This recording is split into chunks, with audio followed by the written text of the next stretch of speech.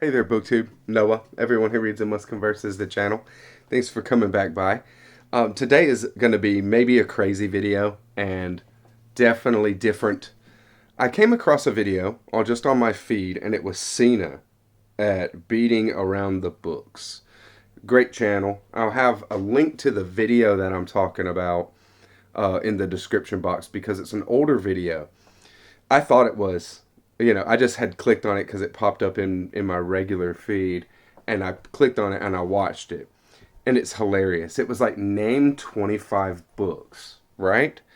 And so I don't know if it was a tag, it was some kind of challenge, and it was hilarious. So it's definitely a good time to watch her try to do this. So I was looking at where she got the tag or the challenge from, and I saw some other booktubers that had done this, and it's always different prompts. I don't know where you get the prompts from. I don't know what this kind of thing was because it was months ago. But I brought it up to my boy Jack at Rambling Raconteur and said, "Look at this video; it's funny. And what if we did some kind of thing like that?" I think that I'm pretty good thinking on my feet, right? I'm pretty quick, in my mind. But we'll see, right? So what Jack and I have done is we've just been throwing, out there top five prompts. Name five books that this, name five books that that. But I would never want to do a I would never want to do a set of prompts from Jack. One, because Jack is hilarious and very very out of the box in when he really gets on a roll. So we enlisted a couple of friends, booktube friends, to give us prompts, and neither of us has seen the prompts. I contacted Una over at the Codex Cantina to get five prompts for Jack, and Jack contacted Brian over at Bookish to get five prompts for me. And we sent it to each other in our email. So we haven't seen it yet, and I'm going to open it up and I'm going to do it on right now. And how it is going forward, like I'm challenging everybody. Okay, like when it comes down to it, this is a really fun. It can be fun, funny. You can fail. You can do a good job, whatever, right? Because it's going to be fun and funny no matter what. But I'm not going to challenge specific people except Una and Brian. I'm challenging the Codex Cantina guys. Y'all can do prompts for each other. But I'm challenging Brian as well because you're in on this. And feel free to contact me or Jack, and we'll give you prompts. And anybody who really accepts the challenge, you have to accept the challenge. Send me an email or leave me a comment on the video here saying, "I accept the challenge, let's do this." And I will give you five prompts. I'll send them to you in an email that you can just open on the phone while you are, doing your video, and you can just do it. So that's the deal, and we're going to get to it. So this is the 25 books challenge, saying 25 books, five prompts, name five books on each prompt. Okay. The 25 book challenge prompts from Brian at Bookish for Noah here is number one, five books that have an author as a character or subject. So, that kind of autofiction thing, or a semi autobiographical. Of course, Portrait of an Artist as a Young Man comes to mind first off, but also Ulysses. Stephen Dedalus is in both of those. There's so many, but of course when you get put on the spot like this, you just kind of blank, you can. So that's part of the fun. I would say Stephen King is probably an analog for many of his stories, and say, The Dark Half is probably a good was, Stephen King drew a lot of himself and his own kind of thing into that. Another, let's see, maybe Levin.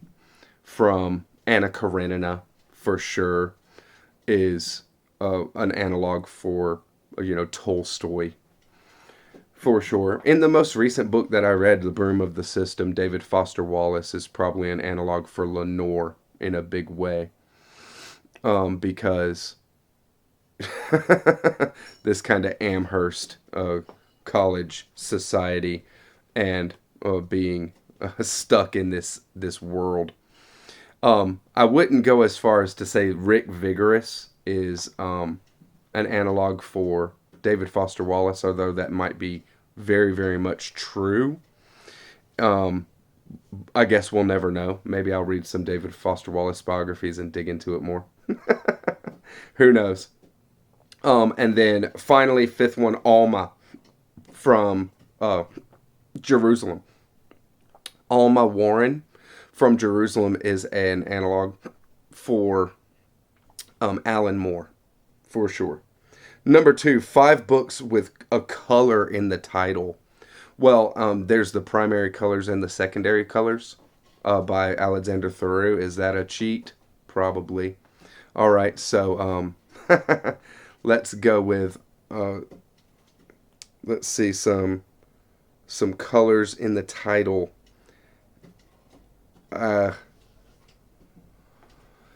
Full, is it, I don't, a color in the title, for real. And the White Album, Joan Didion. Let's see. Autobiography of Red and Carson. Why is it harder than it needs to be? You know what I mean? At Night All Blood is Black. And just think of a color, and then see if I can think of a book, right? It's like I think of a color and I think of a song sometimes quicker. Let's think. I mean, what is there a color that I can think of that's in the title? I got three going. A color in a title, and everybody's shouting. I can hear you, shouting out, book titles with colors. I think I might fail that one. 5 books with a boat or a ship is number 3. 5 books with a boat or a ship, of course, Moby Dick. That's an easy one. And then we just read the posthumous memoirs of Brass Cubas. He was on a ship in that going to and from college, his university studies. That's for sure. And very cool. Let's see. Books where people are on ships. There was the People's Republic of the Birth of the People's Republic of Antarctica. It was not a good book, but they were on a ship the whole time in that one right there. And the bulk of the movie, or the bulk of this the book, is taking place on a ship, actually. Very cool. Circumnavigation of maritime history. That is definitely, you're on a ship, you're in seeing different places and all that kind of thing. And then let's see if I can think of one more where they're on a ship. Oh, Cloud Atlas. In David Mitchell's Cloud Atlas, there's the Adam Ewing, his story. All right, so number 4, 5 books with a chase. That's pretty good. That's a very cool one. 5 books with a chase. One of my favorite books ever with a chase scene is War in Heaven by Charles Williams. It's a breathtaking chase through the English countryside. Oh, somebody has the Grail and somebody's after it. Sorry about that. So, with a chase, very cool. Another, If on a Winter's Night, a Traveler by Calvino. You, as a reader, are in the story. and you as a reader are on this chase to find the book. It's wonderful. So there we go. There is Against the Day by Thomas Pynchon. The characters, the family whose father, it's not the Rideouts. I forget the name of the family though. Just being on the spot like this, it is what's her name? What's their name? Like the family drama, the family drama. But they're chasing down. There's a couple of the sons that are chasing down the killers of their father, and it's very good, very very good. Another chase, the Hyperion series. In many of the Hyperion books, there's chases going on, especially the last two. The Nemesis creatures are completely horrifying and chasing after our main characters. So the Hyperion are Endymion and Rise of Endymion. Rise of Endymion, the most of the chase is happening. It's that kind of thing going on. And I think that's four. So one more chase. How about It by Stephen King? I'll stick with another Stephen King, where Pennywise is basically hunting these children. Number five. 5 books with a recognizable work of art on the cover. Well, there's so many that have wonderful art on the cover. I will say, let's see, what has a beautiful art on the cover or recognizable art. Maybe The Goldfinch, Donna Tartt, and there, I don't want to cheat and go to art books. I mean, but there's so many of those kind of things that I have, where Salvatore Dali, these kind of things. Or I mean, I have so many art books, Blake, Bruegel, these kind of things where the artwork is totally recognizable. Thomas Pynchon Against the Day has a beautiful piece of art on the front. It's one of my favorites. The plane dive bombing the city. As far as art on the cover, I can't say something that has like a recognizable art, except for like out of art books. I'm just trying to think. I mean, there's nonfiction works or speculative fiction, speculative nonfiction that I have, like on, mind consciousness and things like that have Alex Gray artwork on the front. Predicting the Future is the name of one book. The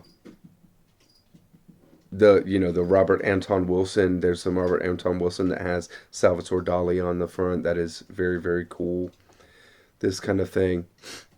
So, in lieu of going into just art books that have beautiful stuff. I mean, I could name stuff all day if I was gonna drop into that kind of thing. William Blake's Jerusalem, Songs of Innocence and Experience, and it just goes. So I hope you enjoyed this booktube. It is impossible not to get a little turned around. I think, but that's what makes it fun. Hit me if you're down for the challenge. If you hit me just in the comments and say you're down for the challenge, I'll respond to you and we'll hook up, and I'll hook you up with 5 prompts. Not something extremely difficult. This is not to trump, like to just stump somebody. It's to have a good time. So we want, it'll be 5 easier kind of prompts, but the difficulty it comes in getting your brain to remember the books in the moment, right? So thank you very much. See you on the live tonight, guys. Happy Friday. Bye.